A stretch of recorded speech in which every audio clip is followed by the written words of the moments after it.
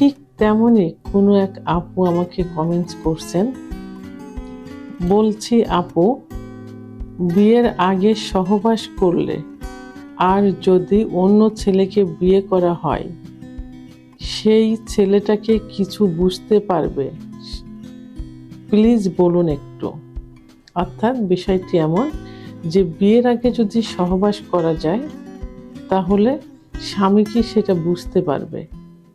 দেশের এবং প্রবাসের ভাই বোনদের প্রতি সালাম। আসসালামু আলাইকুম। আমি প্রভাষক ডাক্তার রিক্তা পারভিন, হোমিওপ্যাথি এবং আয়ুর্বেদিক চিকিৎসক।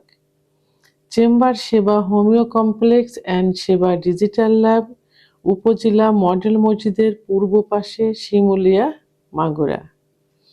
আজকে খুব গুরুত্বপূর্ণ একটি টপিকস নিয়ে আলোচনা করব, যে বিষয়টি অনেকেই প্রশ্ন করে থাকেন এবং এর জন্য অনেকেই বিয়ের আগে চিকিৎসাও নিতে চান বা নিয়ে থাকেন। তো অনেক অবিবাহিত মেয়ে এভাবে প্রশ্ন করে থাকে এবং চিকিৎসাও নিতে চায়। আসলে ভুল অনেকেরই অনেক কিছুই হয়ে থাকে, সেটা পরিবেশের কারণেই হোক আর যে কারণেই হোক, সেটা হয়ে থাকে। তবে পরিবার থেকে যদি ধর্মীয়ভাবে তাকে গড়ে তোলা যায় তাহলে কিন্তু এই ভুলটা হয় না। তো এখন যে প্রশ্নটা আমাকে করেছেন সেই প্রশ্নের সঠিক অ্যান্সার করব। সেটা হলো যে আসলে বিয়ের আগে সহবাস করলে সেভাবে কিছু বোঝা যায় না।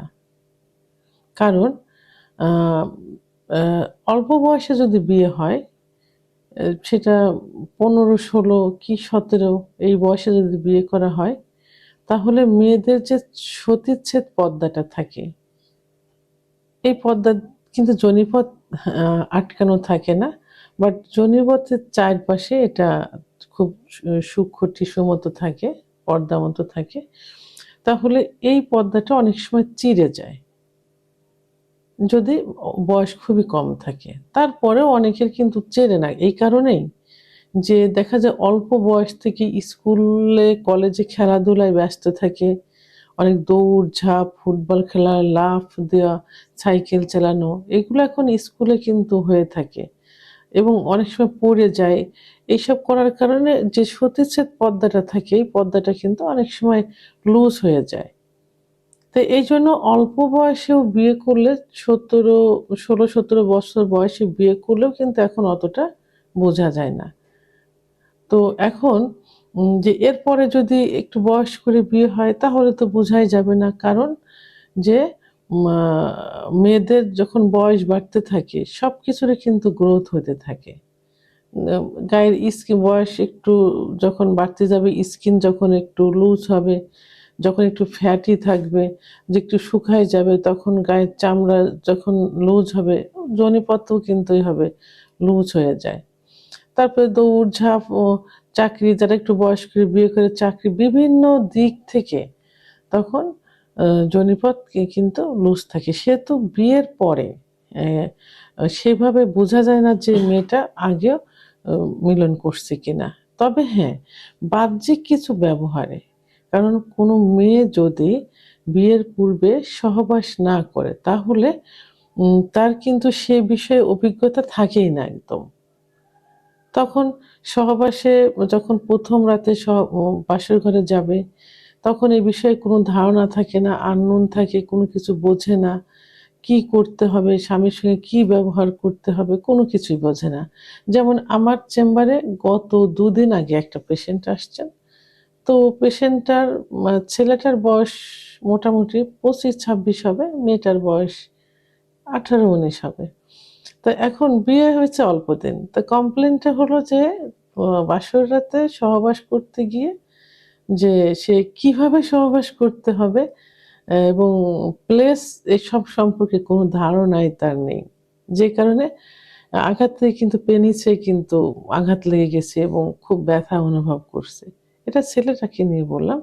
মেয়েটাও সে একই অবস্থা। ছেলেটা একটু ধার্মিক, মেয়েটাও ধার্মিক, যে কারণে হয়তো এটা, এই যে বোঝা গেল যে এরা বিয়ের আগে কোনো কিছুই করেনি, আননোন, একদম আননোন। ঠিক এই রকম আচরণটাই যদি প্রকাশ পায়, তাহলে বুঝতে হবে যে বিয়ের আগে এরা কোথাও কিছু করেনি, সহবাস করেনি।